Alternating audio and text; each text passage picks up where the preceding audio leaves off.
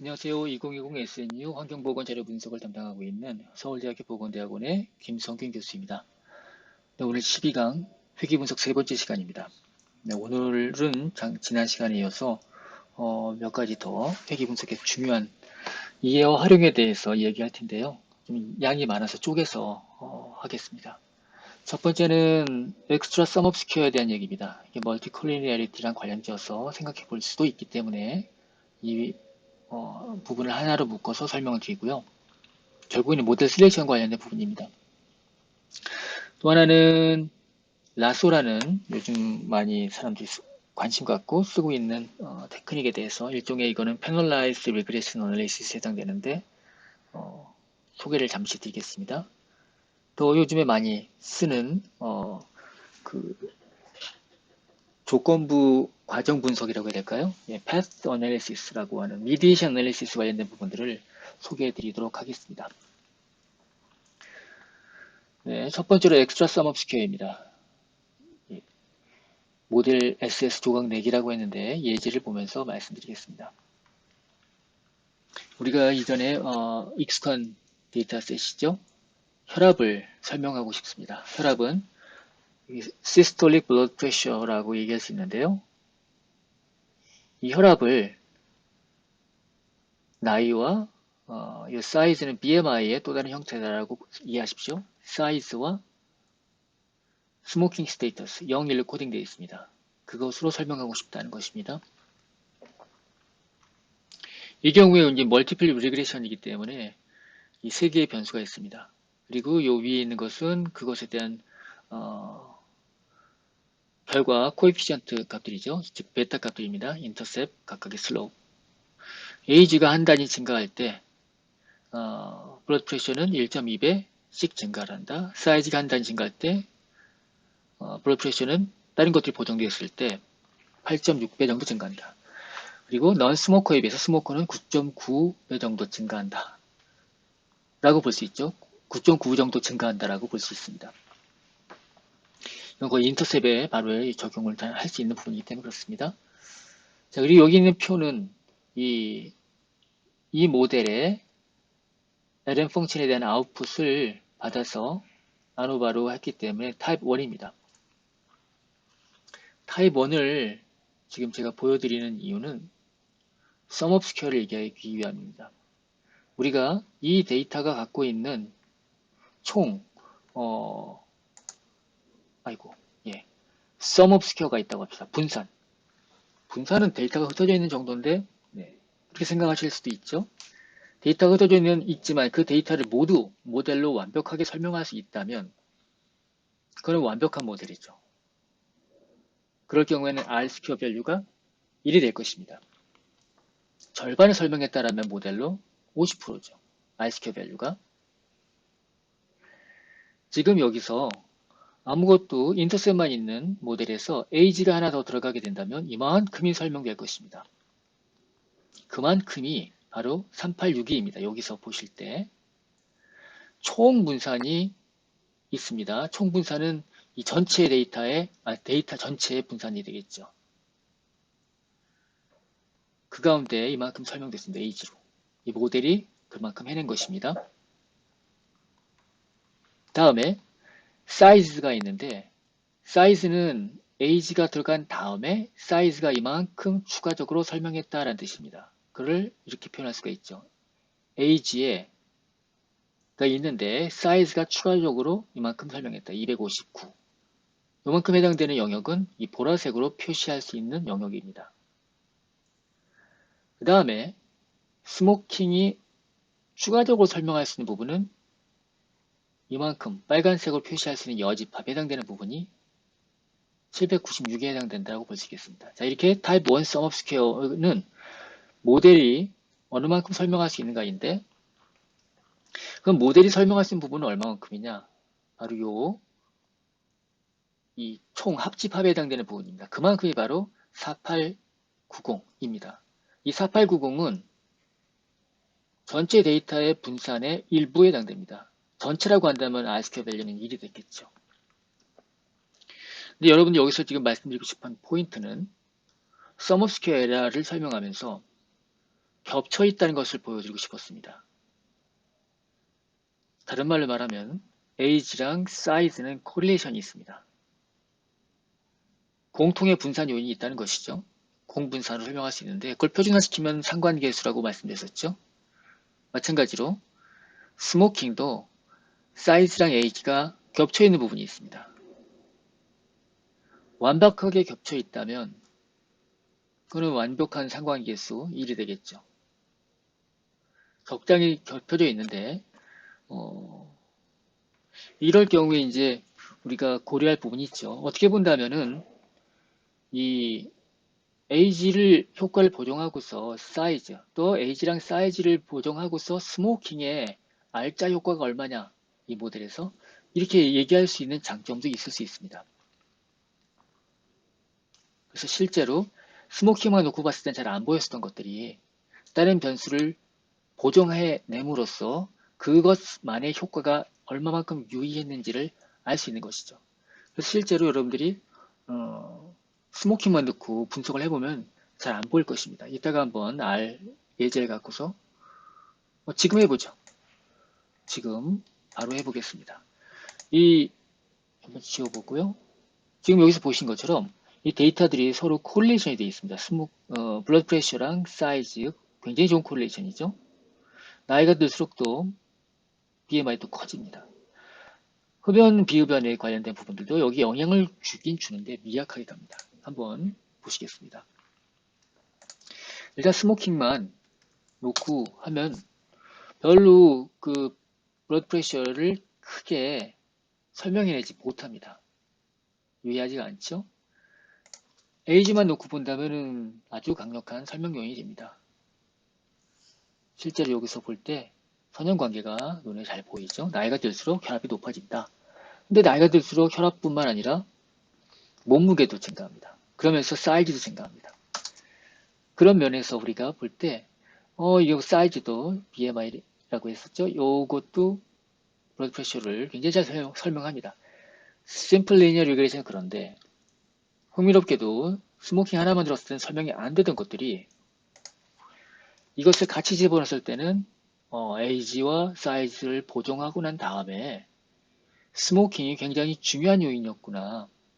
그리고 에이지랑 사이즈가 보정되었을 때 사이즈는 이 에이지 효과에서 에이지 효과가 많이 묻어 있었기 때문에 다른 것들이 보정되면 사이즈는 0.05 수준에서는 유의하지 않구나. 이런 것들도 우리가 알게 되는 것이죠.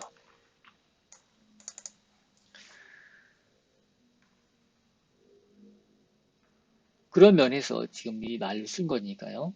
이거는 멀티컬리니얼이랑은 좀 다른 얘기입니다.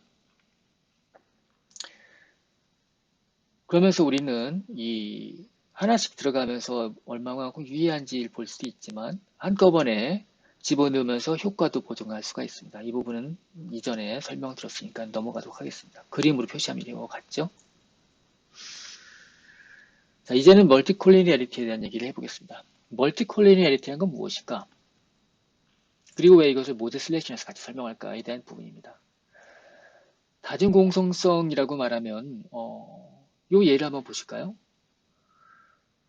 직장에서 오래 일을 할수록 레벨이 높아진다. 여기서 말할 레벨은 뭐 사원이 있고 대리가 있고 과장, 부장 이렇게 얘기를 해봅시다. 그래서 이거와 이거와는 아주 밀접한 상관관계가 있죠. 이렇게 식으로 표현할 수 있을 정도로. 이거는 선형 모델로 표현할 수 있다는 것입니다. 리니어 컨비네이션 관계에 있습니다.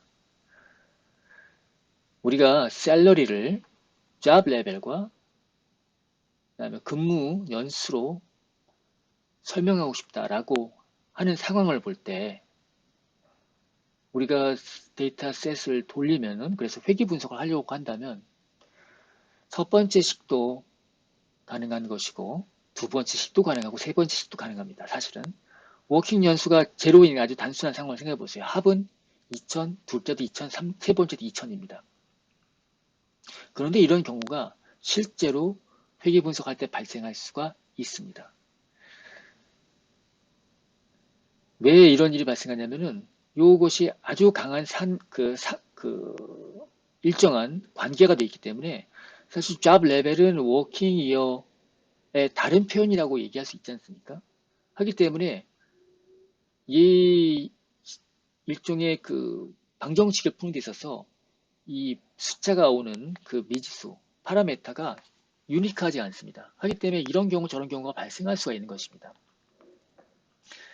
완벽한 다중공성성이 존재할 경우에는 이러한 폐해가 발생합니다. 다시 말하면 이 파라메타 수가 이럴 수도 있고 저럴 수도 있고 불안정해진 것이죠. 어중간하게 이렇게 겹쳐져 있는 그런 경우에는 이 파라메타가 분산이 커집니다. 파라메타 추정치의 분산이 커졌다는 말은 뭐냐면 걔가 덜 유해질 수 있는 경우가 존재한다는 것입니다. 실제로 이 job 레벨을 이 두 변수로 설명할 때 RSQL이 높다라고 하는 것은 뭐냐면 job 레벨을 이 두 가지로 설명하면 굉장히 충분하다는 것입니다.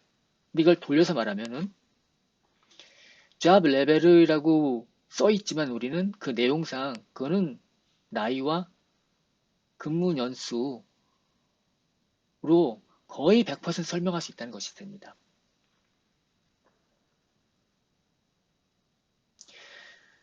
근무 연한이라는 것들을 job 레벨과 age로 설명할 때는 그보다는 좀 설명력은 떨어지지만 이러한 관계의 경우에는 굉장히 강한 그 정보의 겹침 현상이 발생합니다. 그럴 경우에는 실제로 모델에 집어넣고 꾸밀 경우에 중복의 정보가 들어가서 파라미터가 유니크하게 추정되지 않습니다. 그리고 이런 경우에는 실제로 여기서 추정하는 값들이 부정확해집니다. 부정확하다고 표현했습니다. 다른 말로 말하면은 얘를 이 파라미터가 갖고 있는 스탠다드 에러 값이 굉장히 커집니다. 그래서 우리가 분산이 팽창했다라고 이렇게 표현할 수가 있는데 이 식에 집어넣고 본다면은 이 경우에는 VIF가 100이 될 수가 있는 것입니다. 특정 변수가 다른 변수랑 코릴레이션 갖고 있지 않을 때 비교해 볼 때 100 정도가 증가했다고 볼 수 있는 것입니다. 자세한 설명은 이 안에서 확인해 보시기 바랍니다. 이 링크에서. 자, 일단 돌아와서 멀티콜리니어리티라는 것은 다중 회귀 분석에서 얘기할 수가 있을 텐데 그 모델에 한 독립변수 이외에 다른 독립변수가 있다고 했을 때 중복이 되어 있다면 공선성이라고 얘기할 수 있습니다. 제가 이전에 흡연과 성에 관련된 얘기도 한번 했었죠. 상관관계가 높은 그런 변수들의 경우에는 공선성이 발생할 수 있는 위험이 있는 것입니다. 콜리니어리티나 멀티콜리니어리티나 거의 같은 표현 생각하시면 되고 이 다중공성성의 폐해에 대한 부분들을 말로 한번 써봤습니다. 통상 우리가 그 variance inflation factor라고 할 수 있는 부분 특정 변수마다 우리가 이제 y는 x1과 x2로 이루어져 있다 라고 한다면 x1의 VIF, x2의 VIF를 각각 구할 수가 있습니다. 그 VIF 값이 10이 넘는다면 우리는 공선성이 존재한다고 얘기할 수가 있습니다. 즉 이변수와 이변수와 이들 변수 사이에 굉장히 큰 변수 이 변수를 이걸로 설명할 수 있기 때문에 이 변수의 VIF가 10이라는 것이고 이 변수가 얘네를 굉장히 강한 선형관계이기 때문에 얘는 이들 변수로 설명이 가능한 것들이 있죠. 대체가 가능하다고 볼 수도 있습니다. 그래서 VIF 값이 크면 단위공소성이 굉장히 큰 위험이 있다. 그래서 그런 거는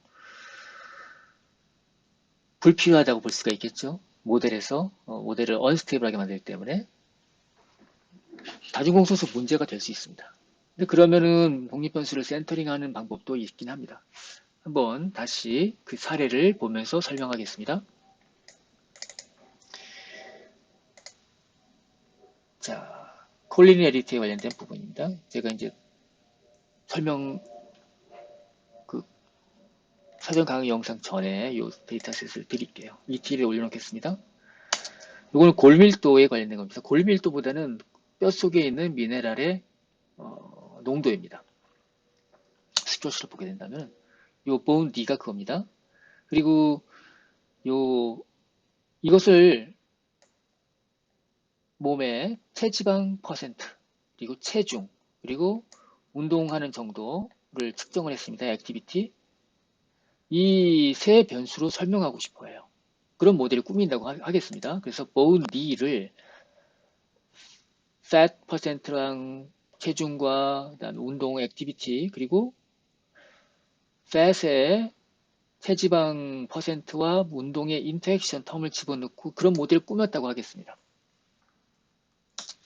일단 꾸몄다고 해보겠습니다. 출력해 본다면 굉장히 유의하죠. 좋습니다. 이렇게 하고 해피하고 끝 이렇게 얘기할 수 있을까요? 일단 이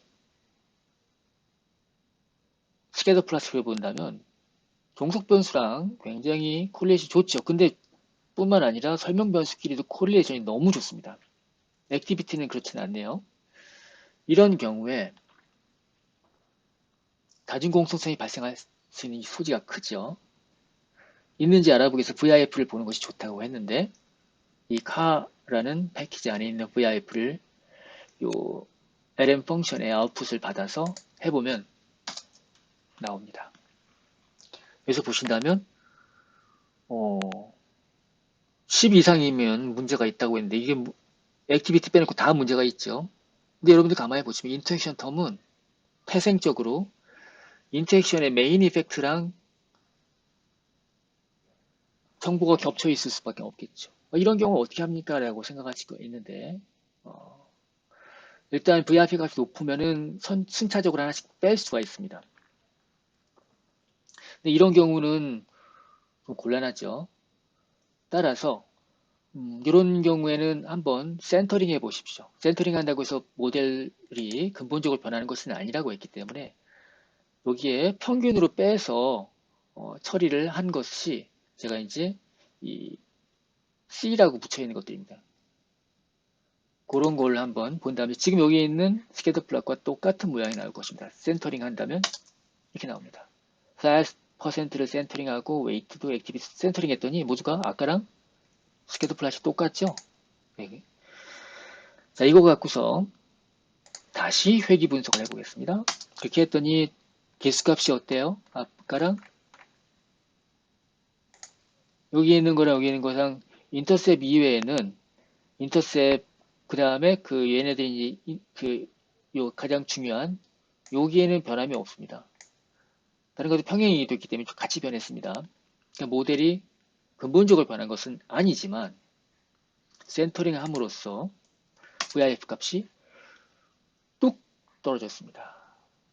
자, 이렇게 본다면 이것이 다중공선성 문제를 해결하는 한 가지 방법인데 이제는 진짜 리던던트한 것들이 보이는 것입니다. 여기서 볼 때 비록 10을 넘는 것은 아니지만 여기에 볼 때 이 fat과 weight가 굉장히 같은 정보를 많이 공유했다고 볼 수 있습니다. 이럴 경우에 얘를 빼버려야 될까? 일단은 다중공선성이 10을 넘지 않았고 뭐 어떤 분들은 5에서 자르기도 해서 볼 때 그 기준으로 볼 때도 아주 심하진 않다라고 얘기할 수는 있습니다. 경우에 따라서는 뺄 수도 있는데 내 샘플 사이즈가 크지 않다면 둘 중에 하나만 선택하는 것들도 고려해 볼 수는 있겠죠.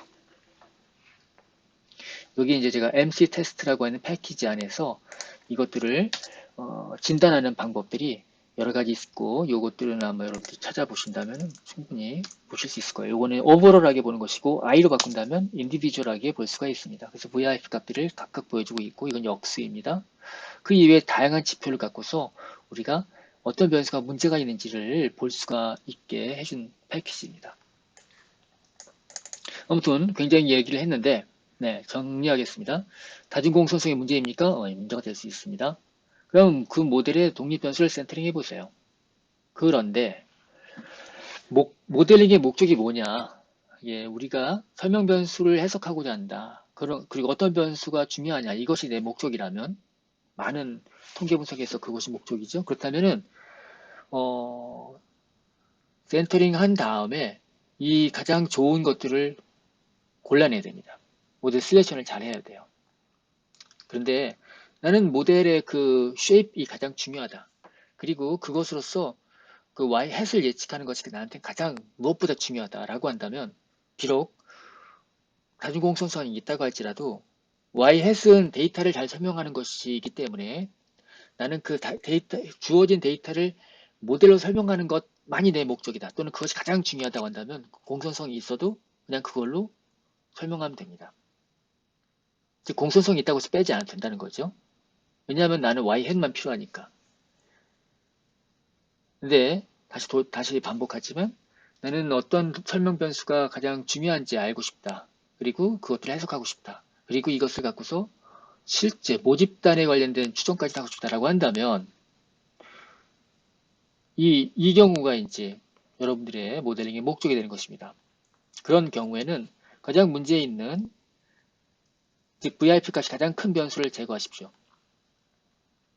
그런데 만약에 하필이면 그 변수가 나한테 중요한 변수였습니다. 내 관심 변수였다. 라면 걔는 킵해야죠. 이 해당되는 변수와 콜리레이션이 높은 다른 변수를 제거해야 되는데 그 가운데에서도 VIP 값이 높은 것을 제거하시면 됩니다. 그런 다음 다시 모델을 개 없이 꾸려서 공선성 테스트를 하는 방식으로 가십시오. 그래서 만족할 때까지 가는 것이죠. 그것이 여러분들이 할 수 있는 부분이라고 할 수 있겠습니다. 아무튼 모델 선정할 때 제 조언은 내가 통계 분석하려는 목적이 무엇냐? 그리고 샘플 사이즈는 얼마만큼 되느냐? 그리고 그것이 과학적 상식에 맞는 모델이냐? 특히 그 모델을 갖고서 모집단을 추정하고 또 설명 변수를 갖고서 설명하고 싶고 설명 변수의 영향력을 알고 싶고 모델을 시뮬레이션 하고 싶다면 공소성을 잘 고려해봐야겠죠. 만약에 난 예측만이 목적이다라고 한다면은 y햇만이 있다면 뭐 공선성을 그렇게 고민하시지 않아도 되긴 합니다. 제가 여기서 말하는 시뮬레이션이라고 하는 것은 선정된 설명 변수 갖고서 다양한 상황에서 y를 추정하는 경우를 말하는 것입니다. 아무튼 여기에 해당되지 않는 모델은 문제가 있는 모델이다 라고 문제가 있는 모델링이다 이렇게 얘기하고 싶습니다. 아무튼 오늘 제가 준비한 내용은 여기까지고요. 그 다음으로 라쏘 추정하는 방법과 그리고 조건부 확률 분석, 조건부가 아니고 그 조건부 과정 분석, 패스 어널리시스 관련된 부분들을 이어서 다른 동영상 클립에서 이어가도록 하겠습니다. 예, 수고하셨습니다.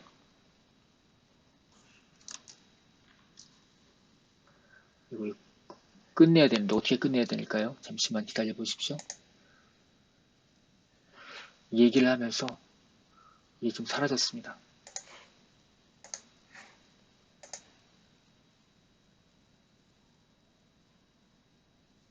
네, 지금 끝내셔도 괜찮습니다. 예, 수고하셨습니다.